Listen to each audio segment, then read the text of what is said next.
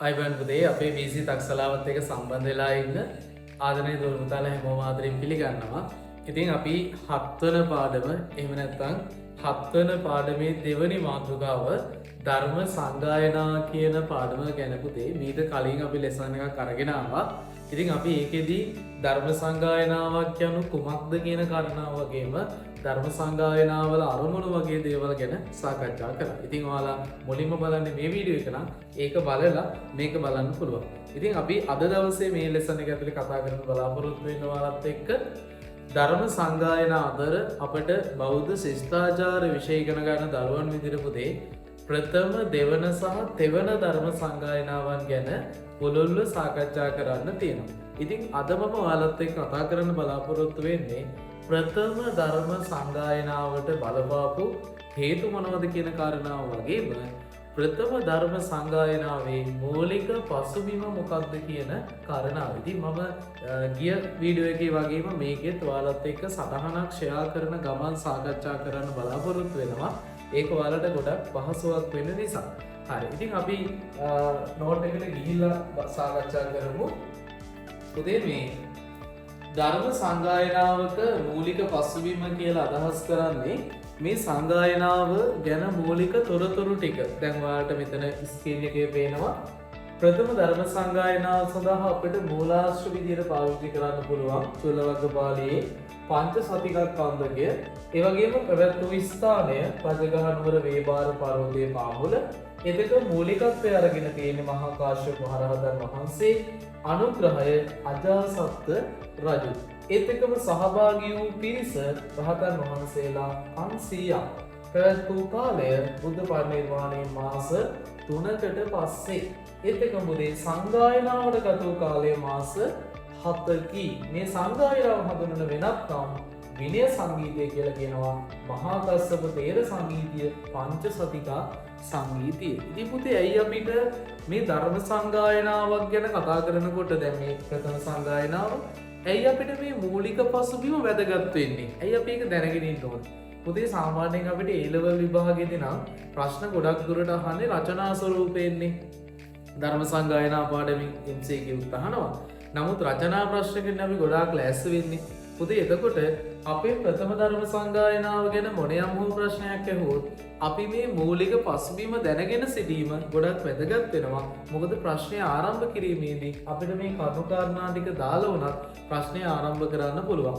ඒත් එක්කම පුතේ අපිට A level පේපරේ ඉරිගහන කොටසේදී ඉරිගහන ප්‍රශ්න වලට මෙන්න මේ මූලික පසුබිම ඇතුලේ ඉරිගහන ප්‍රශ්න හැදෙන්න ඉඩ ගන්න තියෙනවා. ඒක නිසා අපේ දරුවෝ අනිවාර්යයෙන්ම ධර්ම සංගායනාවක් ගැන ඉගෙන ගන්නකොට ඒ ධර්ම සංගායනාවේ මූලික පසුබිම මොකක්ද කියන කාරණාව සම්බන්ධයෙන් විශේෂ අවධානයක් ලබා දෙන්න ඕන. right. ඊළඟට පුතේ මම කතා කරන්න බලාපොරොත්තු වෙන්නේ මේ ප්‍රථම ධර්ම සංගායනාව සඳහා පසුබිම් වෙච්ච සාධක මොනවද කියන කාරණාව. ඉතින් ධර්ම සංගායනාවක් පවත්වන්න යම්කිසි හේතුවක් තියෙන්න බෑ නේද? දැන් අපි කලින් වීඩියෝ එකේදී කතා කරා ධර්ම සංගායනාවක් කියන්නේ ධර්මයේ පිළිබඳව ශාසනය පිළිබඳව මොන හරි ගැටලු ඇති වුණාම ඒ ගැටලු වලට පිළියම් සෙවීම සඳහා මහතෙරුන් වහන්සේලා විසින් එකට එකතු වෙලා කරන සාකච්ඡා කිරීමක්, කතා කිරීමක්. එතකොට පුතේ මේ සාකච්ඡාව සිද්ධ වෙන්න මොන හරි බලපාන්න එපැයි නේද? එතකොට අපි බලමු ප්‍රථම ධර්ම සාකච්ඡාව. එහෙම නැත්නම් ප්‍රථම ධර්ම සංගායනාව සිද්ධ කරන්න බලපාලා තියෙන හේතු මොනවද කියලා. ඔන්න පුතේ අපිට ප්‍රථම ධර්ම සංගීතය පිළිබඳව පැරණිතම මූලාශ්‍රය වන චුල්ලවග්ගපාළියේ පංච සතිකක්ඛන්දකය තුල ප්‍රධාන වශයෙන්ම ප්‍රථම ධර්ම සංගායනාවට බලපාපු ආසන්නතම හේතුව විදිහට පුතේ දක්වලා දෙන්නේ සුභද්‍ර භික්ෂුවගේ නොහික්මුණු ප්‍රකාශය. කවුද පුතේ මේ සුභද්‍ර කියන්නේ? මොකද මේ සුභද්‍ර භික්ෂුවගේ නොහික්මුණු ප්‍රකාශය කියන්නේ? පුතේ මහලු කාලේ පැවිදි වෙච්ච මේ සුභද්‍ර නම් භික්ෂුව බුදුරජාණන් වහන්සේ පිරිනිවන් පාලා පිරිනිවන් මංචකේ දැන් ඊතර පිරිස ඉන්නවා. එතකොට සුභද්‍ර භික්ෂුව මේ වෙලාවේ ප්‍රකාශයක් කරනවා. ඔයාලට ස්ක්‍රීන් එකේ පේනවා.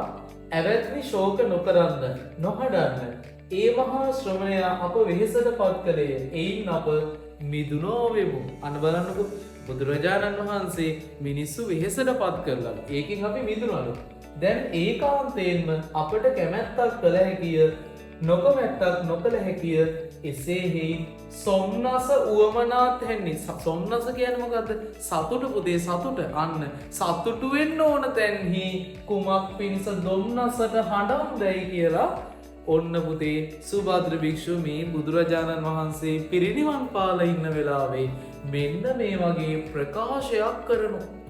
ඉතින් ඇත්තරම පුතේ දැන් අදටත් ලෝකයේ තුළ වැඩිම පුද පූජා සංඛ්‍යාවකින් පිදුම් ලබන්නේ බුදුරජාණන් වහන්සේ. ඉතින් උන්වහන්සේ ජීවමානව ඉඳලා මේ පිරිනිවන් පාපු දැන මේ වගේ ප්‍රකාශයක් අහන්න ලැබෙනකොට ළමයි මහරහතන් වහන්සේලා සංවේගයකට පත් වුණා. උන්වහන්සේට අවබෝධ වුණා කාලයක් යනකොට ශාසනය පිරිහෙන්න පුළුවන්. ඉතින් මෙතනදී පුතේ මහා කාශ්‍යප හාමුදුරුවන්ට තේරුම් යනවා කාලයක් යනකොට අනාගතයේදී මොකද වෙන්නේ? අධර්මය බබලනවා ධර්මය යටපත් වෙනවා. අන්න ඒක නිසා පුතේ ධර්මය යටපත් වෙනවා විනය යටපත් වෙනවා. ඒක නිසා මහා කාශ්‍යප හාමුදුරුවෝ තීරණය කරනවා පුතේ ධර්ම සංගායනාවක් පවත්වන්න ඕන කියලා. ඉතින් ප්‍රථම ධර්ම සංගායනාවට බලපාපු ප්‍රධානතම හේතුව තමයි පුතේ මෙන්න මේ සුභද්‍ර භික්ෂුවගේ නොහික්මුණු ප්‍රකාශය. පැහැදිලිද?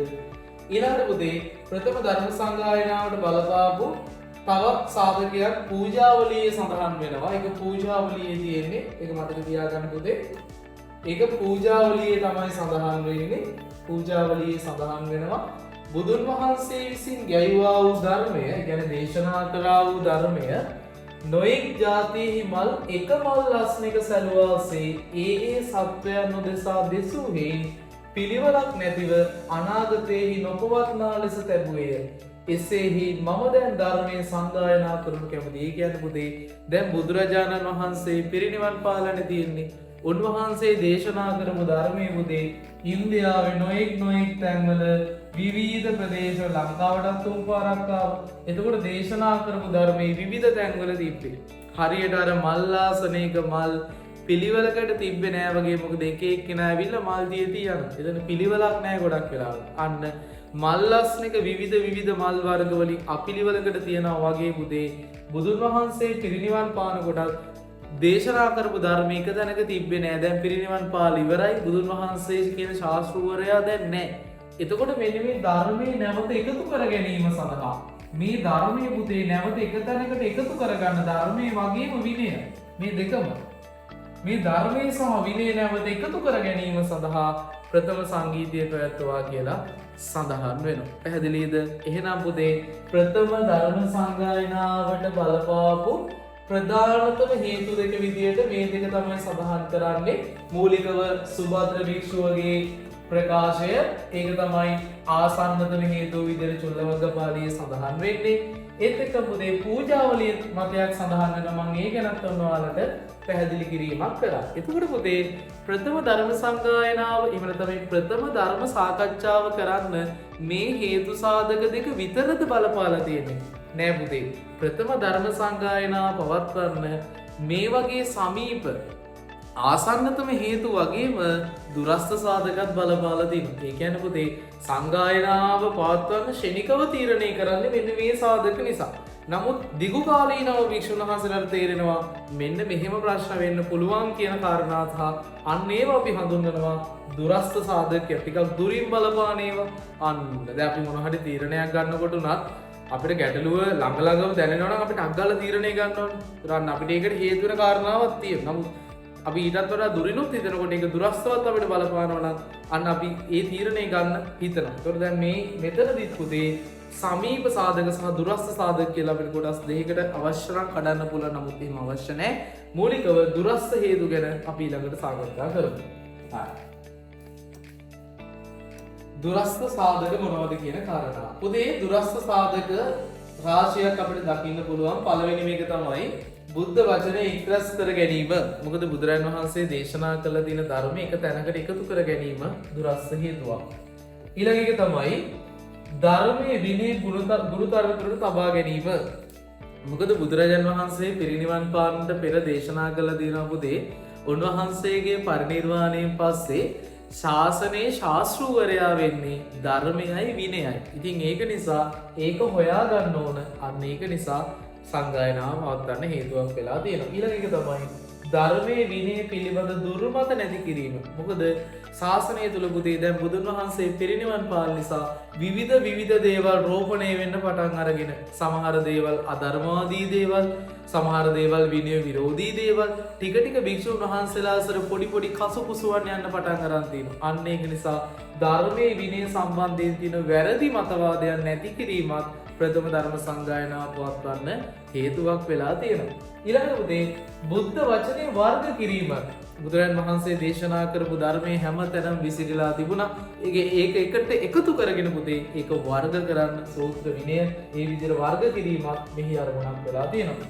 ඊළඟට ධර්මයේ විනය රැක ගැනීම ඒත් එක පුතේ ආනන්ද හිමියන්ට නගන ලද චෝදනාවලින් උන්වහන්සේව නිදහස් කර ගැනීම. මොකද බුදුරජාණන් වහන්සේත් එක්ක සමීපව බුදුරජාණන් වහන්සේගේ අග්‍රපස්සාදායකය විදිහට හිටියේ අපේ ආනන්ද හාමුදුරුවෝ. ඉතින් ආනන්ද හාමුදුරුවන්ට බුද්ධ පරිනිර්වාණයෙන් පස්සේ චෝදනා රැසක් එල්ල වෙනවා. මොකද ආනන්ද රහත් වෙලා හිටපු කෙනෙක් නෙවෙයි.